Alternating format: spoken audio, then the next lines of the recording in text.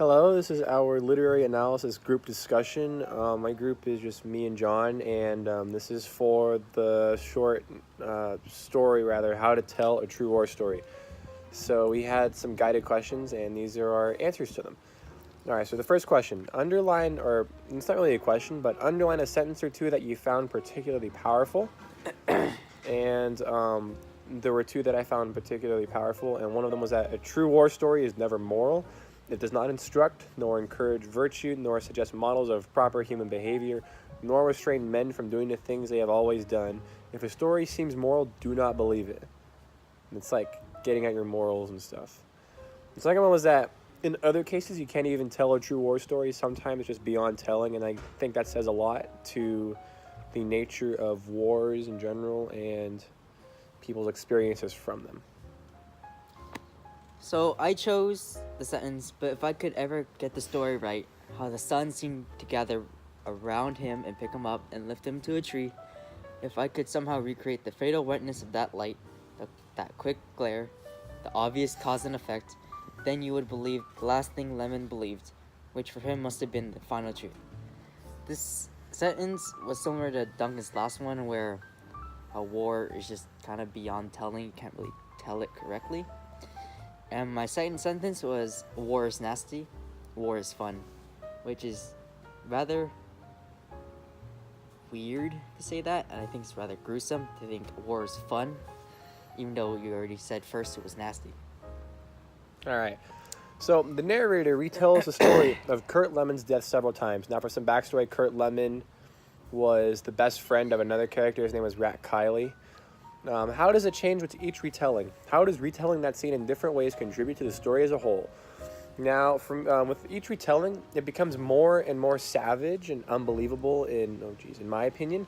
The retelling of Kurt Lemon's death in different ways contributes to the story as a whole, as it is an example of how true war stories change each time you tell them, and that you can never fully tell an accurate war story. Too many things happen, and the memory is just too much to comprehend, and sometimes you forget details, sometimes there's details that didn't really happen, you have to take them out, so it's an always evolving story. And that true war stories are also never believable. I'd pretty much say the same exact thing, how each story just gets more and more gruesome. It would contribute to the story as a whole, as a war story is never set in stone, at least when it's told.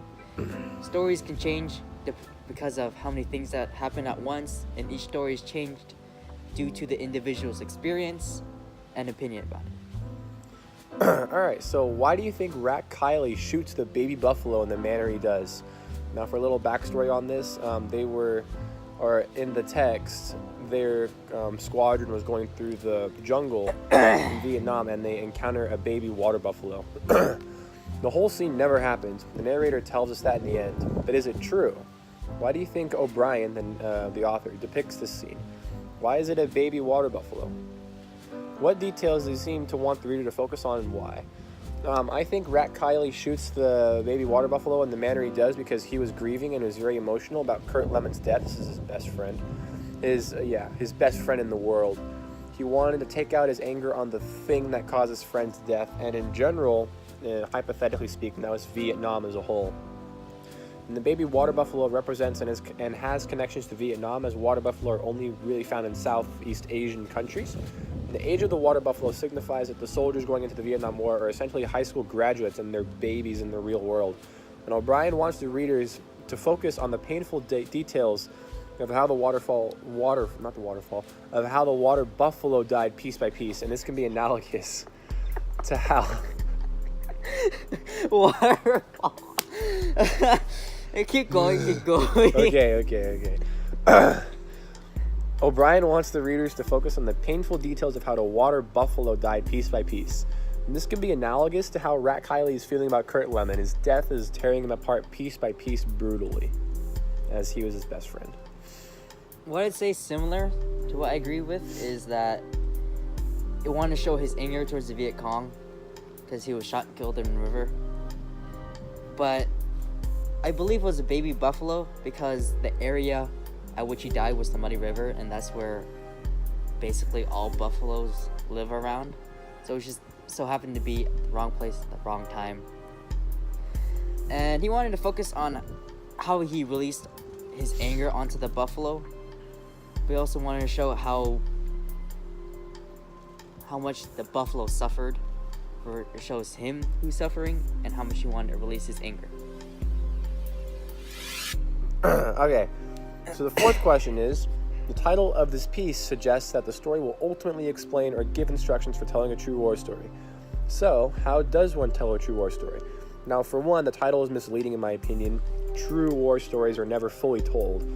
And it goes on this, you can basically infer that to tell a true war story, you need to keep telling the story slightly differently each time, or slightly different each time, and use your imagination essentially to make it sound more unbelievable with each retelling.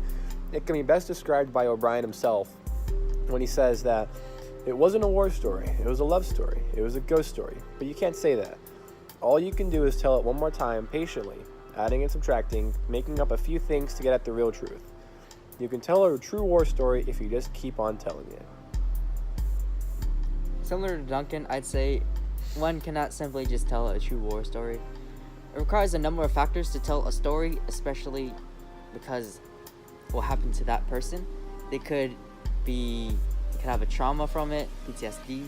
They also depends on how they like to tell stories and what they want to tell, as some experiences are too gruesome and their opinion on it can just change as a whole.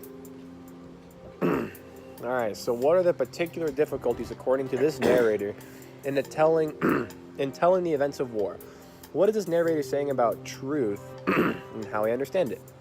So for me, according to the narrator, the main difficulty in telling events of war is that the people telling the war stories are scarred to such a degree that they cannot accurately retell the war story, or even remember what fully happened. Their PTSD ultimately and trauma from the events impact them to such an extent that it interferes with what they happen to remember, and it makes them change the story to match their levels of trauma. As O'Brien, the author, puts it, that's a true story that never happened. Essentially, it just depends on the narrator, what they've been through, what they want to tell, depending on the audience, and what they can actually recall. And even if they can recall it, it may not even be the truth. Alright, so now these are our self-created questions here. So if the narrator did not specify the skepticism of these stories, would you believe them? Why or why not? Oh, I definitely believe it because, well, yes, we have listened to a lot of war stories in our humanities class because of Mr. Abram, but personally, I'd probably believe everything a veteran would tell me since they've been through it. I can't really say anything against it unless it's just totally out of this world. Yeah, so I would agree with what John said. I would also believe these war stories to a pretty full extent, as I've heard a lot of war stories, particularly from our humanities class, as John mentioned, that entail very gruesome and inhumane details of what happened in some encounters. And these particular war stories in How to Tell a True War Story fit this description very well, so I have little reason as why I need to question its authenticity and its morals. Yeah. All right. Okay. Okay. Take a good look at that face right there in the sun. Right? Reminds me of middle school. Anyways, I'll cut it out. next question. Okay. Number 7. Do you think there are ways to tell if certain parts of a true war story are more accurate than others? And if not, why do we question or not question these stories, and why or why not? I don't really think there's a way to make an event more accurate than others as the narrator and the people who experienced it, since they're the only ones who can actually recall that event. Because all you can do is just listen to their experiences and relate it to some other history channel that talks about it. And even some history channels have no idea, since only veterans know about what happened. And it also depends on the audience, as, again, the story changes depending on the audience. Alright, yeah, so I'm kind of agreeing with what John's saying as well. I don't think there are really any ways to shut up. I don't think there are ways to distinguish whether some parts of a war story are more true than other parts, because as described in the last question we talked about, we usually don't really question anything as we're accustomed to hearing such unbelievable things at times in war stories from people all over the world. We usually don't question what veterans tell us in their stories because we wouldn't have a clue on what happened, and we weren't in the battle and they were, so they are a lot more credible. However, their memories may be trauma-laced to the point where they cannot remember the full accurate story and can only remember a story laced with some parts that weren't true at all, but will never realize it, and I don't think they will either. All right, so final question. If you were to tell your own war story one day, how would you tell it? Depending on the audience, I'd like to say everything, every single small detail, if PTSD doesn't get to me first or some kind of trauma, because I want them to know what we've been through, and I want to portray how war is actually like. Alright, yeah, so kind of going on John's rails here, I would also try to make it as accurate as possible if I was able to do so, because the trauma from the war itself may have impacted my memory to such an extent that I may not remember anything else other than the memories that have been altered by trauma. But in that case, I would just try to make it more bearable for people to hear, as they are very gruesome stories in general. So We'd like to have good bar stories to tell, or dinner stories. dinner stories are very entertaining. Yes. Okay, that was our literary analysis group discussion. We hope you enjoyed.